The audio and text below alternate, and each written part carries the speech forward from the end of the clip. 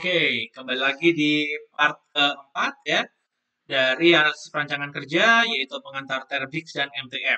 Oke, tadi kita sudah sampai mengenal empat gerakan ya, empat gerakan dari MTM. Yang pertama adalah reach, kedua adalah move, kemudian apply pressure, dan yang keempat adalah turn. Oke, di video yang part keempat ini kita akan mengetahui lebih lanjut ya, ada 6 part yang akan kita pelajari pada video kali ini. So, saya mulai. Oke. So, komponen yang kelima adalah komponen grasp atau memegang ya, atau menggenggam ya. Ini G-nya kurang satu ya. Memegang atau menggenggam. Gerakan memegang ialah elemen gerakan dasar untuk menguasai benda baik dengan jari atau dengan tangan ya. Jadi bisa dengan jari atau dengan tangan. Tangan ya di komplit kiri. Dengan jari atau dengan tangan. Mainly biasanya menggunakan jari ya. Kemudian pembagian dari gerakan grasp ini dibagi dalam 11 kategori. Oke, lumayan banyak ya. G1 ya, G1 terdiri dari 3 kasus, yaitu kasus A, B, dan C. Ya, yaitu kalau G1A dipakai untuk semua objek yang secara mudah dipegang, dikerjakan dengan cara menutup jari atau menghimpitkan kedua jari. Ya, jadi pakai kedua jari atau dengan cara menutup jari. Oke. Dua jari itu gini berarti ya, jempol sama telunjuk ya, dua jari ya. Itu G1A. Kemudian G1B dipakai jika objek yang dipegang sangat kecil atau objek yang sangat tipis yang terletak sejajar atau sebidang dengan permukaan meja. Jadi bentuk benda matters ya di sini ya. Bentuk benda itu dipertimbangkan di sini. Kemudian G1C, gerakan ini dipakai untuk objek pemegangan yang berbentuk silindris. Kalau tadi pipih, ini silindris, oke? Silindris itu berarti silinder ya. Ini dibagi menjadi 3 kategori ya. G1C1 dipakai jika objek yang akan dipegang berdiameter lebih besar dari setengah inch. Oke. G1C2 dipakai jika objek yang akan dipegang berdiameter antara seperempat inch sampai dengan setengah inch. Oke. Kalau tadi lebih besar dari setengah ya. Kalau ini antara seperempat sampai setengah. Kalau G1C3 dipakai jika objek yang akan dipegang berdiameter lebih kecil dari seperempat inch. Oke. Jadi di sini ada dua threshold ya. Ada setengah sama seperempat ya. G1C1 di atas setengah, kemudian G1C2 antara seperempat dan setengah, G1C3 itu lebih kecil dari seperempat inch. Ya. Sisanya ada G2, dipakai jika terjadi perubahan pemegangan tanpa melepaskan pengendalian. Oke, jadi pengubahan pemegangan tuh cara megangnya berubah gitu ya. Yang semula misal dipegang 5 jari menjadi 2 jari misal gitu ya. Tapi tetap dengan pengendalian. Ini tadi yang digunakan di APB ya. Jadi G2 plus APA. Ya, jadi G2 itu adalah dipakai untuk pengubahan pemegangan atau penggenggaman tanpa melepaskan pengendalian. Oke. G3 dipakai jika objek yang akan dipegang diambil dari tangan lain dengan mudah. Oke. Jadi dari tangan satu ke tangan yang lain. G4 dipakai jika pemegangan dilakukan setelah pemilihan. Oke. Jadi search dulu ya. Search. Kemudian G4A digunakan untuk misalnya ada ketegangan dilakukan setelah pemilihan dengan volume bidang lebih besar dari 1 inch kali 1 inch kali 1 inch. G4D itu seperempat kali 1/8 sampai 1 kali 1 kali 1. Kalau G4C volumenya adalah seperempat kali seperempat kali 1/8. Oke. Itu G4 ya. Kalau G5, G5 itu dipakai jika menguasai objek dengan cara disentuh ya, disentuh ya. Gerakan ini biasanya sudah termasuk dalam gerakan reach sehingga besar TMU-nya adalah 0. Oke. Hati-hati ya, di sini ada kombinasi gerakan berarti ya. G5 itu biasanya sudah termasuk dalam gerakan reach. Jadi teman-teman nggak perlu pakai G5 kalau sudah teman-teman menggunakan gerakan reach ya. Berikutnya, oke, ini ada G1A, G1B, G1C ya. Highly frequent in practice, jadi keterampilan operatornya diperhitungkan di sini ya. Jadi sering latihan, kemudian jarang latihan, kemudian sangat jarang latihan, gitu ya. Nah, ini ada G1A, G1B, dan juga ada G1C. Oke. Berikutnya regress. Regress ini ada start of motion, kemudian motion, jadi awal itu megang, kemudian diangkat dikit gitu ya, turun gitu ya. Yang semula ngangkat agak turun, kemudian end of motion gitu ya. Berikutnya ada transfer grace. Ya, jadi dia mindahin right hand ke left hand. Kemudian ada G4 ya, G4A, G4B, dan G4C. Ini tadi yang berlaku berbeda-beda inch-nya ya. Kemudian, nah ini pick up. Oke, ada pick up, ada regress, ada transfer, ada select, ada contact, ya. Case-nya 1A, 1B, 1C1, 1C2, 1C3 ya, seperti yang disampaikan tadi. Kemudian G2, regress. Kemudian, nah itu kenapa tadi regress itu kan, APB itu detikannya adalah 16, berapa gitu ya. Karena kan 10,6 ditambah 5,6 ini ya. Jadi ketiknya 16,2 APB gitu ya. Karena tersusun dari APA plus G2. Oke. Kemudian G3 atau transfer ya. Control transfer from one hand to the other. Oke. Kalau 4A larger than 1 inch times 1 inch times 1 inch object jumbled with other object so that search and select occur. Ini mirip range tadi ya. Kemudian contact G5 ini 0 ya TMU-nya ya karena sudah termasuk dalam range. Nah, oke, berikutnya kita lanjut. Ada istilahnya RL gitu ya. Karena R tadi sudah dipakai reach, maka release salah ya. Dia menggunakan RL. Oke, gerakan melepas ialah gerakan melepaskan penguasaan objek oleh jari atau tangan. Pembagian dari gerakan rilis ini dibagi dalam dua kategori. Jadi ada RL1, ada RL2. Ya. RL1 adalah gerakan melepaskan penguasaan objek dengan membuka jari untuk melepaskan. Oke. Kalau RL2 adalah gerakan menghindar, ya, yaitu lawannya dari G5. Sehingga biasanya bila gerakan grace-nya masuk dalam kategori ini, ada grace 1, G2, G3, atau G4, maka gerakan rilisnya adalah RL1. Oke. Sedangkan bila grace-nya masuk dalam kategori G5, maka gerakan rilisnya adalah RL2. Hati-hati di sini ya. Jadi masih nyambung ya. Grace sama RL masih nyambung ya. G sama RL masih nyambung. Kalau teman-teman menggunakan G1 sampai G4, maka RL-nya adalah RL1. Kalau G-nya G5, maka teman-teman RL-nya adalah RL2. Tapi sebenarnya G5 kan nggak ada harganya ya, nggak ada nilainya. 0 tadi ya. Oke. Ini contohnya ya, kalau Q1 berarti RL1 itu TMU-nya adalah 2. Normal release performed by opening finger, ya, membuka jari as independent motion. Kalau case 2, RL2, TMU-nya 0, itu adalah contact release. Oke. Nah, gerakan yang ketiga adalah position. Ya, position. Gerakan mengarahkan ialah gerakan dasar dari jari atau tangan yang sudah dipergunakan untuk meluruskan atau mengorientasikan atau mengarahkan sebuah objek dengan objek lainnya dengan tujuan memperoleh hubungan yang spesifik. Oke.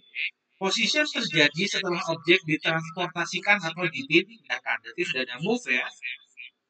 Cara penulisan gerakan position ini dipetakan dalam simbol-simbol yang berturut dan masing-masing simbol mengandung arti. Jadi ada 1 sampai 4 ya simbolnya ya. Oke, coba kita baca satu-satu. Simbol 1 merupakan simbol untuk gerakan position. Oke. Simbol kedua menginformasikan kategori dari gerakan position. Oke. Gerakan pertama tidak ada tekanan atau paksaan atau kesukaran. Jadi nggak ada sulit gitu ya. Posisinya sulit. Itu berarti kategori 1. Kalau kategori kedua adalah sedikit tekanan. Ya. Kategori ketiga adalah kesukaran atau diperlukan tekanan yang besar. Ya. Ada kesulitan di situ. Ya. Kemudian simbol ketiga, ya, S, NS, atau SS, ini mewakili bentuk benda. Jadi, bentuk benda matters di sini ya. Ada yang bendanya simetri, semi simetri, atau non simetri. Simetri ialah objek yang bisa dalam keadaan bebas diarahkan. Sedangkan semi simetri ialah objek yang terbatas posisinya pada saat diarahkan. Jadi ya harus pas ya. Dan non simetri adalah objek yang hanya bisa diarahkan dengan satu posisi saja. Oke. Simbol keempat ya menginformasikan tingkat kemudahan dalam melakukan gerakan position. Kalau E adalah mudah, kalau D adalah sukar. Ya. Oke, di sini ada tabelnya ya. 1, 2, dan 3. 1 itu loose, ya, jadi nggak perlu tekanan. Kemudian 2 itu perlu tekanan, ketiga itu perlu tekanan banget gitu ya. Kalau 2 dan 3 tadi ada faktor kesukaran ya, susah. Nah, nanti di video ada tuh yang saya agak susah positioningnya ya. Kemudian simetri, semi simetri sama non simetri ya. Ada yang easy to handle sama difficult to handle. Beda-beda waktunya ya. Supplementary rules for surface alignment. Oke, kalau surface-nya itu alignment-nya 1/16 inch sampai di bawah 1/4 inch, itu masuknya P1SE. Ya. P1SE. Ya, tadi kan ada D sama E ya. E-nya easy to handle, kemudian D-nya adalah difficult to handle. Oke. P2SE per alignment adalah kurang dari 1/16 inch. Itu masuk P2SE. Jadi asumsinya dipegangnya mudah. Gitu ya. Oke, kemudian disengage. Jadi kalau ada tadi ada rakit ya, ada assembly, ini ada disassembly. Di MTM mengistilahkannya adalah disengage ya. Tombolnya.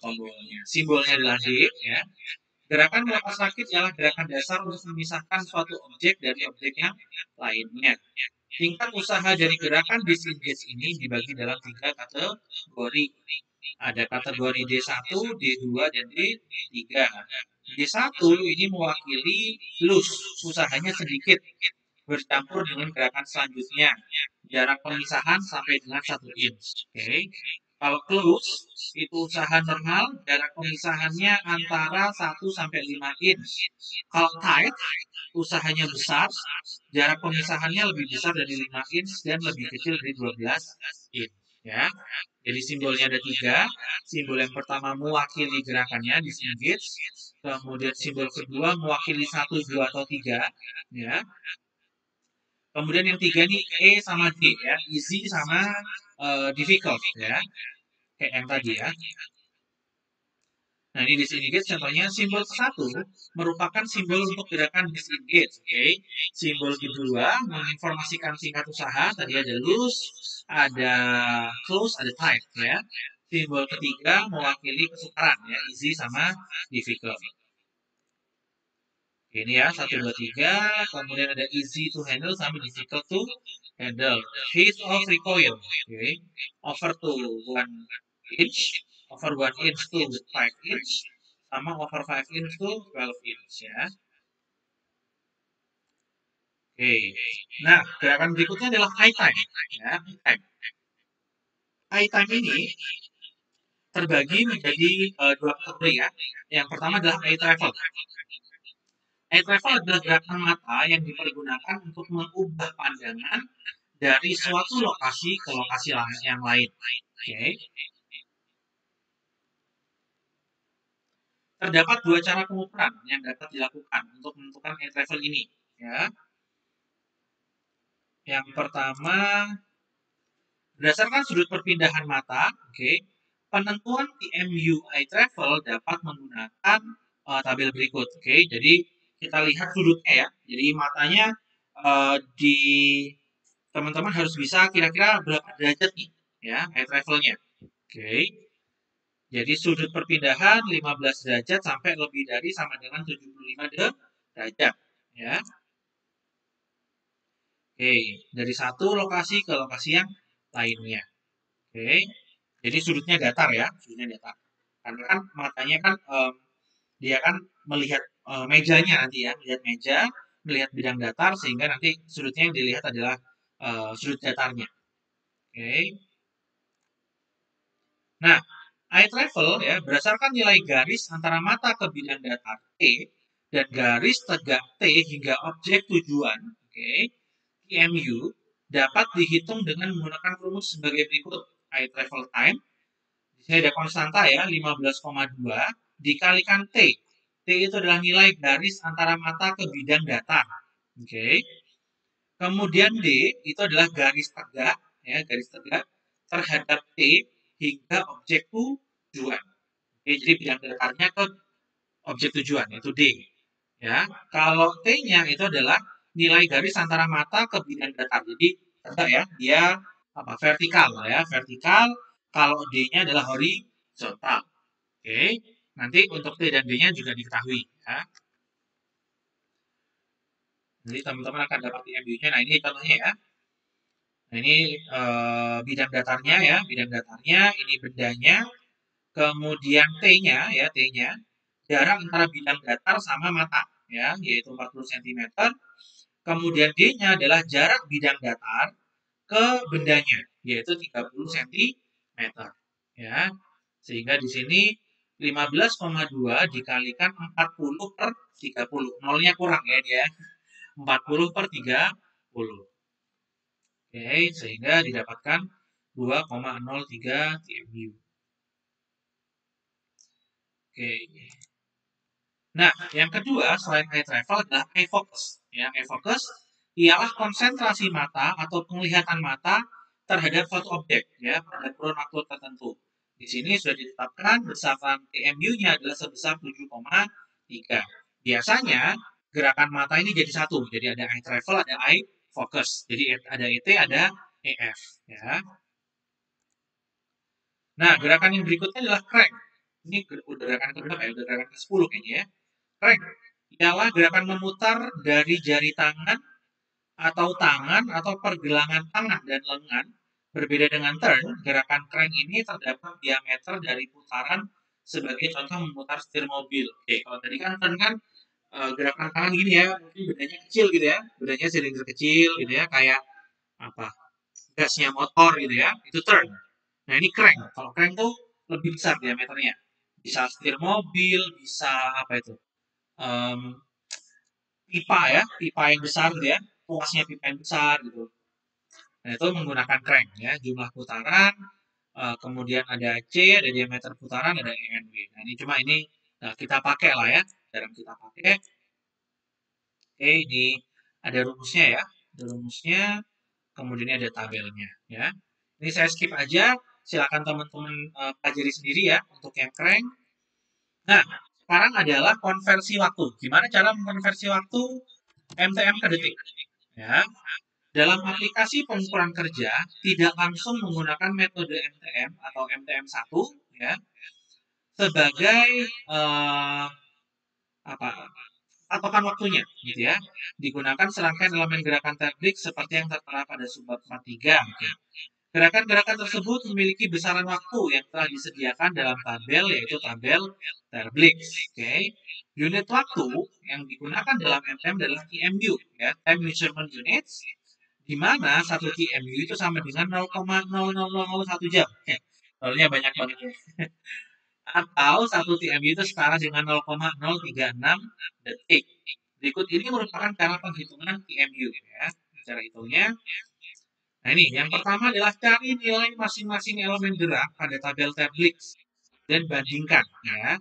TMU yang dituliskan pada tabel MTM merupakan TMU elemen gerakan dengan nilai terbesar. Ya, ini perlu hati-hati teman-teman. Nah, tadi kan di awal saya bilang, nanti pada saat pelaksanaannya kita harus memilih TMU antara tangan kiri sama TMU dan tangan kanan. Kira-kira mana yang paling besar? Itu yang kita ambil TMU-nya. Oke. Jika nilai elemen kerja tangan kanan lebih besar, maka tanda simbol buka kurung pada tangan kanan ada dua tanda simbol. Oke. Jika nilai elemen tangan kiri yang lebih besar, maka tanda simbol tutup kurung pada tangan kiri ada dua. Ya. dan tanda simbol tutup kurung pada simbol tangan kanan hilang. Oke, seperti apa contohnya nanti di sini ada contohnya ya. Oke, kemudian konversinya dikalikan dengan 0,036 detik. Nah, ini contohnya ya. Nah, ini ada saya langsung ke yang kedua ya, ke kolom yang kedua. Ini position ya, elemen A2, position. Di sini ada P1S. Jadi tangan kirinya adalah position ya, P1S. Kemudian yang tangan kanan itu grass. Ya, tangan kanan grass. G1C1 ya, TMU-nya adalah 7,3 ya. P1S ini kayaknya sekitaran 5 ya. Karena ternyata tangan kanan yang lebih besar, maka simbol buka ya, simbol buka kurungnya ada 2 ya untuk yang elemen gerakan tangan kanan. Oke. Dan di sini teman-teman lihat simbol buka kurungnya yang sebelah kiri itu hilang. Jadi dia kayak dipindahin gitu, istilahnya dipindahin ya. Jadi buka kurung yang tangan kiri dipindahin ke sebelah kanan. Karena elemen gerakan tangan kanannya lebih besar daripada yang tangan kiri. Ya. Begitupun selanjutnya, misalnya ada grace lagi ya. Misalnya ada grace lagi, buka kurungnya 2. Artinya tangan kanan lebih besar. Kemudian ada apply force ya. Ada apply force, ada AF 3,4. Dia nggak pakai yang lengkap ya, nggak pakai yang APA. Dia pakai apply force doang. Nah, ternyata lebih besar daripada yang RL1. RL1 itu sekitaran 1 atau 2 gitu ya. Nah, ternyata apply force lebih besar. Sehingga tutup kurungnya ada 2 di sini ya. Tutup kurungnya ada 2. Dan tutup kurung yang simbol gerakan kanan itu pindah ya ke elemen gerakan tangan kiri. Ya. Kemudian eye travel-nya ternyata di sini 17 ya. Lebih besar daripada eye focus, maka buka kurungnya pindah ke buka kurungnya elemen gerakan tangan kanan. Kemudian yang terakhir ini ada reach ya. Ada RB simbolnya. Kemudian yang tangan kiri ada AF ya. Karena apply force-nya lebih besar di sini ya, maka tutup kurungnya pindah dari semula dari simbol tangan kanan ke tangan kiri. Setelah dijumlah didapatkan sebesar 45,7 TMU ya. Nah, kemudian ini yang akan kita konversi yaitu 45,7 TMU dikalikan 0,036 detik sehingga dapatnya adalah setara dengan 1,6452 detik ya. Terdapat gerakan mengambil suatu berbentuk silinder nih G1C1 ya lebih dari 0,5 inch lalu tanda kurung G1C1 menandakan bahwa TMU gerakan ini lebih besar dari P1S yaitu 7,3 TMU ya. Nah, dalam modulnya teman-teman nanti diasumsikan bahwa kalau teman-teman menggunakan gerakan mata, maka gerakannya ini dalam satu kesatuan, yaitu ada eye travel dan juga ada eye focus sebelum gerakan reach. Ya. Jadi kalau teman-teman mau pakai gerakan reach, maka sebelum gerakan reach harus ada eye travel sama eye focus. Oke. Oke, teman-teman sudah selesai ya. Di part 4-nya ternyata selesai, lumayan agak panjang ya untuk part 4 ini hampir 25 menit ya. Mungkin udah 25 menit. Lumayan agak panjang ternyata. So, tapi nggak saya bikin part 5 lah ya. Kalau bikin part 5 ya, part 5-nya dikit. Jadi saya mampatin di part 4 aja. So, itu tadi adalah pengantar untuk teman-teman modul 1. Di mana ini termasuk mata kuliah atau materi teori ya. Materi teori sebelum teman-teman mengerjakan modul dari mata kuliah analisis perancangan kerja, yaitu pengantar Terbix dan MTM. Ya, kenapa saya sampaikan sendiri? Karena memang ini lumayan panjang ya penjelasannya, jadi tidak saya sampaikan di mata kuliah pertemuan reguler ya. Saya sampaikan pada saat UTS ini, sehingga ini materi suplementary supaya teman-teman mudah dalam melaksanakan praktikum modulnya. Oke. So, terima kasih banyak teman-teman sudah mengikuti dari part 1 part 4. Semoga ada manfaatnya, semoga membantu teman-teman dan memperkaya khasanah pengetahuan analisis perancangan kerja dan pada umumnya adalah mata kuliah di teknik industri. Okay? So thank you for watching teman-teman. Saya akhiri sampai di sini di part keempat. Terima kasih banyak. Saya tutup akhir kata. Wassalamualaikum warahmatullahi wabarakatuh. Bye bye. See you on next video.